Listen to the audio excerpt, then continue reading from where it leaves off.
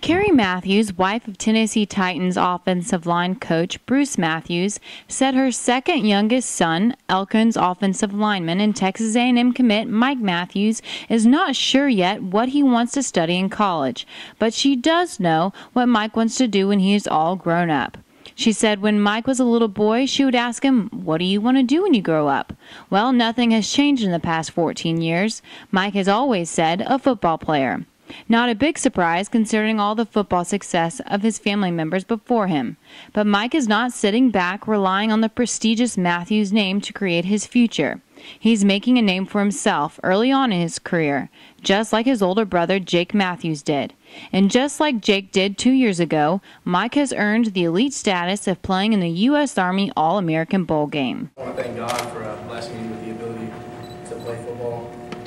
Secondly, I want to thank my mom and my dad. It's very exciting, following my brother's footsteps, and just you go through the same thing he did and just get this experience going against some good players and hopefully get a little better. It was 2 years back. Did you go to the Army game to watch your brother Jake Matthews play? Yeah, I went to that game and it was really exciting and it was just a great game, great experience.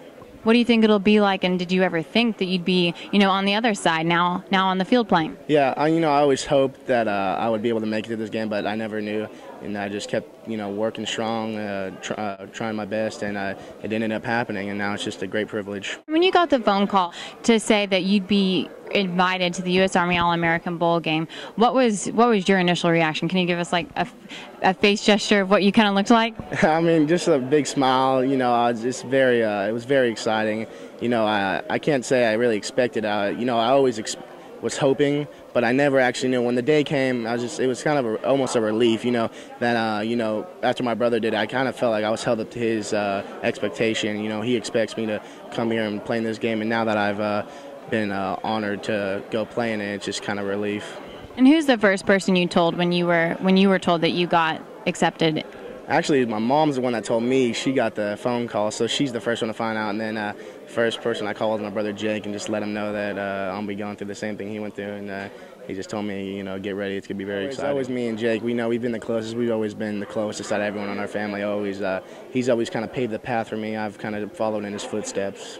And did y'all ever share a room or anything like that? Yeah, when we were really young.